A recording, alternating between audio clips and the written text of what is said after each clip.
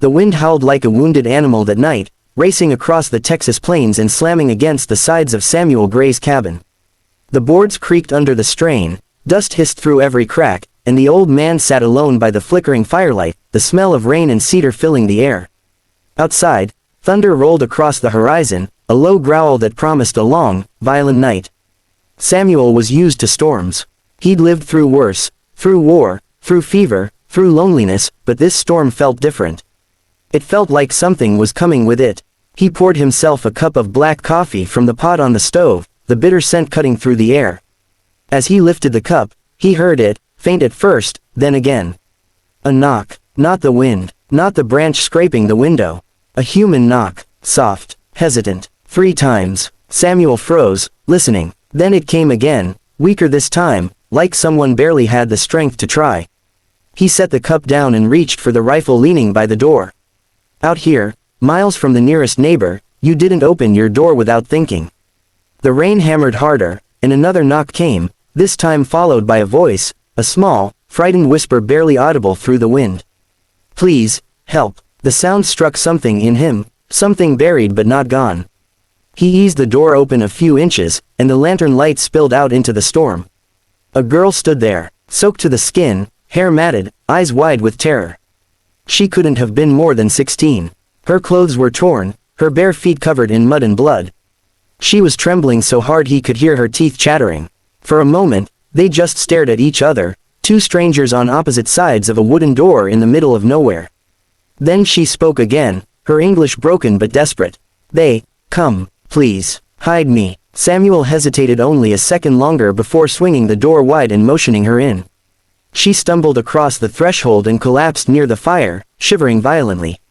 He bolted the door behind her, his mind spinning. She wasn't white, her skin was copper dark, her hair black as a raven's wing. A Comanche girl, he could see it in the beaded necklace around her neck, the way she carried herself even in exhaustion. He'd lived near enough to their territory to know what that meant.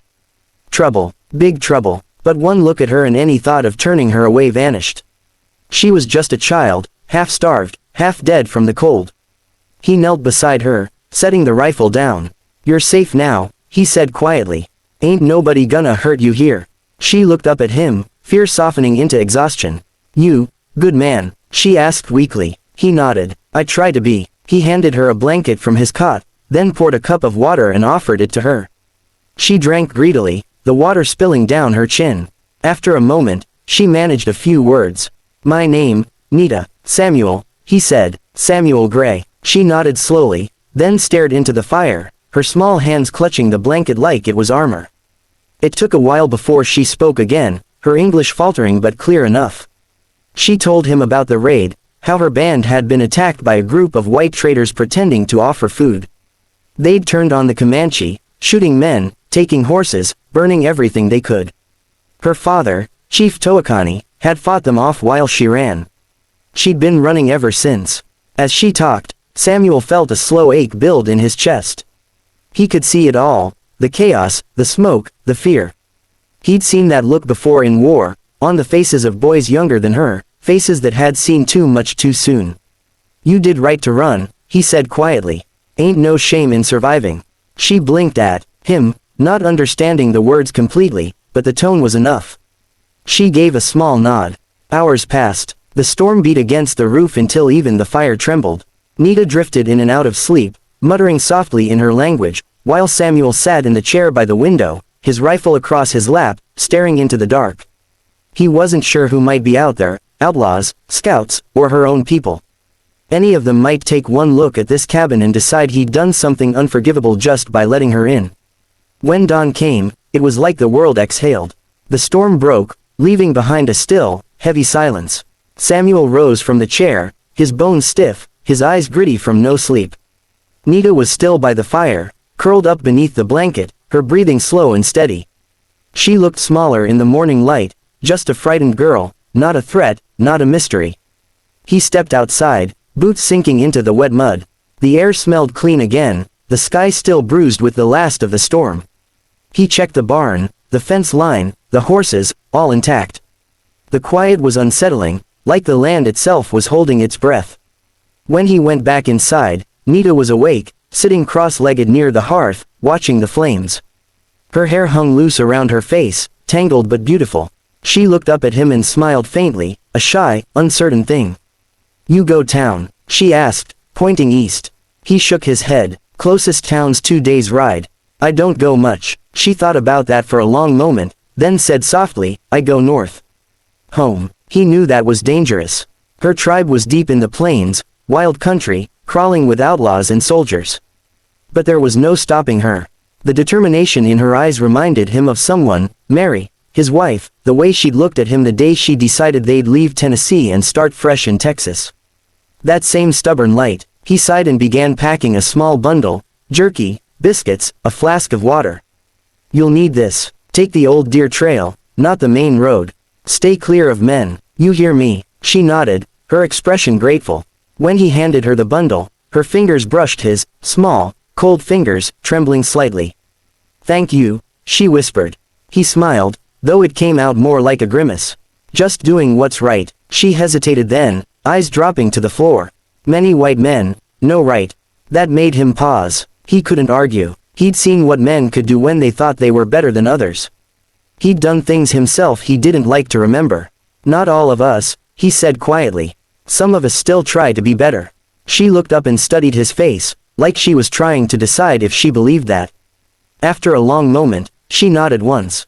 Then she walked to the door, the morning light spilling in around her like a halo. She turned back just before she stepped out. "You have family," he swallowed hard. "Had." She seemed to understand. "I pray for them," she said softly. And then she was gone, a slim figure disappearing into the tall grass, swallowed by the endless plains. Samuel stood there for a long time after, listening to the echo of her footsteps fade. He wanted to believe she'd make it home, that her people would find her safe. But something gnawed at him, a sense that this wasn't the end of their story. When the sun climbed higher, the day turned hot and still. He was chopping wood near the barn when he felt the vibration through the ground first, a deep, steady rumble. Hooves. Dozens of them. He straightened, the axe slipping from his hand. Dust rose on the horizon, shimmering like heat waves. He shaded his eyes. There, far off but coming fast, was a line of riders. Not cowhands, not soldiers. Comanche, 70 strong. And every one of them was riding straight for him. The sound of hooves drew closer, the rhythm like thunder rolling across the earth, growing louder with every passing second. Samuel Gray stood frozen in front of his cabin, sweat gathering at his brow despite the cool wind that followed the storm. The ground seemed to shake beneath his boots. The horses came fast, their manes flying, the riders fierce and silent until they were almost upon him. 70 Comanche warriors fanned out in a perfect circle around his land, dust rising in a golden halo that blurred the horizon. Every face was painted, every spear glinted in the morning sun. Samuel didn't reach for his rifle this time. The weapon leaned against the wall inside the cabin, just a few steps away, but he knew it wouldn't matter. He could kill one man, maybe two, but 70. That would only buy him a quicker death. His breath came slow and steady, the way it had back in the war when he'd stared down musket lines, waiting for the command to fire. But this wasn't war. This was something older, something sacred. At the head of the riders, one man dismounted. His horse was massive, black as midnight, and the man who led it carried the kind of presence that made the world hold still. His chest was bare except for a necklace of eagle claws. His arms were marked with paint, his hair braided with feathers and gray streaks of age and wisdom. His eyes burned sharp as flint. He stepped forward, boots sinking into the wet earth. Samuel knew without being told, this was her father. The chief stopped 10 paces away. Silence rippled across the field. The other warriors didn't move. Only the horses shifted, snorting, their nostrils flaring with steam. Then the chief spoke, his voice deep and steady, the words thick with accent but clear enough. "You take my daughter." Samuel's throat felt dry as sand. He shook his head slowly. "No, sir. She came here in the storm. She was hurt, cold. I gave her food, shelter, nothing more." A murmur ran through the line of warriors like wind through grass. A few lifted their bows. The chief's eyes narrowed, studying Samuel as though weighing his soul. "Where's she now?" Before Samuel could answer, the sound of the cabin door creaking broke the stillness. Every bow drew tighter, strings singing in warning. But Samuel didn't turn. He already knew. Out stepped Nita. She moved slowly, her hair loose around her shoulders, her dress still damp from the night before. Her eyes darted around the circle of riders before fixing on the chief. Then she ran forward, tears streaking her face. "Father!" she cried, her voice breaking into their native tongue. The chief's hard expression cracked. He caught her in his arms, pulling her close, one hand trembling against the back of her head.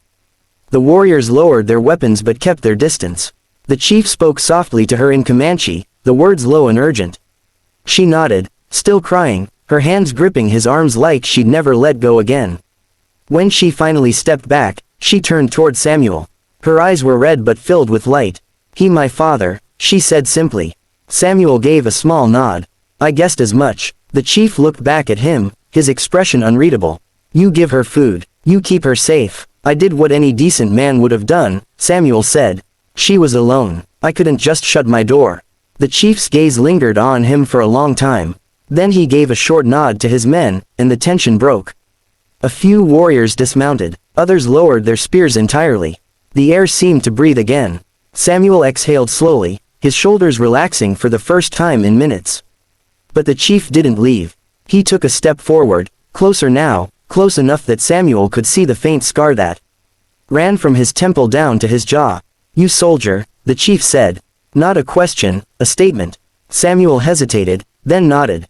"Union Army. Long time ago." The chief's eyes darkened. "You fight my people." Samuel's heart tightened. "No, I fought other men, white men. Civil War." The chief grunted, considering. Then, almost imperceptibly, he relaxed. "Still, you fight." "I did," Samuel said. "But I'm done fighting. The land's quiet now. I'd like to keep it that way." A long silence stretched between them. The wind tugged at the grass, carrying the faint scent of smoke from somewhere far off. Finally, the chief turned to his daughter and spoke in Comanche again. She nodded, ran to one of the horses, and retrieved a small pouch made of leather and beads. When she returned, she opened it carefully and pulled out a necklace, simple but beautiful, woven from colored threads with a single eagle feather tied at the center. She held it out to Samuel with both hands. "My father say, this for you. You good man." Samuel took it gently, the weight of it strange in his palm. "Tell him I'm honored," he said. She smiled, translating his words, and her father gave a slow nod. Then the chief spoke again, his voice softer this time. "The world, not many good men left. You keep her alive, so I remember you." Samuel didn't know what to say. For a man who'd lived alone so long, words suddenly felt too small. He just nodded once, his throat tight. The chief raised his hand, signaling to his warriors. They began to move, one by one, mounting their horses, turning toward the open plains. The circle broke, dust lifting again into the sky. Before the chief left, he looked back at Samuel one last time. "We not come back for war. You safe. My heart say thank you." And then they were gone, the thunder of hooves fading into the distance, swallowed by the vast silence of the prairie. For a long time, Samuel stood where he was, the necklace still in his hand. The land looked different now. Softer somehow. The same fields he'd spent years watching alone now seemed alive, full of breath and memory. He looked down at the beads and feather, running his fingers over them slowly. He thought of Mary, his wife, how she'd once said kindness was like a seed, you never knew where it would take root. Maybe she'd been right, maybe this was her way of proving it, from wherever she was now. He hung the necklace above the fireplace that night, the firelight catching the beads so they shimmered like small stars. The cabin felt less empty with it there, like the spirit of what had happened that day still lingered. He poured himself a cup of coffee and sat by the window, watching the moon rise over the plains. Every few minutes, he thought he heard the faint echo of hooves, far off but steady. Maybe it was his imagination. Or maybe it was the Comanche, still watching, making sure he was safe the way he'd kept her safe. He smiled faintly at the thought. It had been years since anyone had cared whether he lived or died. When dawn came, he stepped outside, the sky painted gold and pink. The world looked new. The storms had passed, and the land stretched out before him wide and forgiving. He touched the feather hanging around his neck and whispered a quiet prayer, not to any god he knew, but to the wind, the earth, the spirit of the plains. "Thank you." He didn't know if anyone heard, but the breeze that answered felt warm and kind. From that day forward, Samuel Gray was never quite the same. Travelers who passed by said they often saw a tall, quiet man standing at the edge of his land, watching the horizon as if waiting for something, or someone. And sometimes, when the wind blew from the north, carrying the echo of distant hooves, he would smile, as though an old friend was riding by just beyond sight. And though the world around him kept on changing, one thing never did. Hanging above his hearth, glowing in the firelight, was the small necklace given to him by a girl he'd saved from a storm, a reminder that even in a land built on fear and blood, one act of mercy could still echo forever.